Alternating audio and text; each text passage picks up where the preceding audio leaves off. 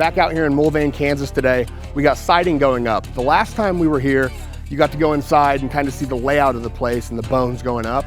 Today, we got it all dried in with our Pico house wrap. We've got a roof on, and like I said, siding's going on. Let's go check these guys out and see how they're installing this LP SmartSide. So what he's doing here is he's priming the ends of these pieces of siding. The ends of them, they don't have anything on them. It's just straight siding. So in order for these to hold up under the warranty, you have to have that. If you guys have had people install siding or you're going to, just make sure they're priming the ends of those planks. I bet you guys thought I was gonna start cutting siding. I've been doing this my whole life. We're 4th generation. But let me show you what I've always specialized in. We leave this to the professionals. Sweeping out basements, picking up trash piles, and attempting to do video work is what I do. So we have double flashing above these Andersen windows, which is our window of choice. These are composite windows, super low maintenance.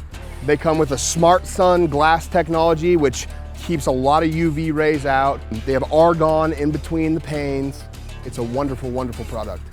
Thanks for tuning in again today. If you like these videos, please go like and subscribe and share.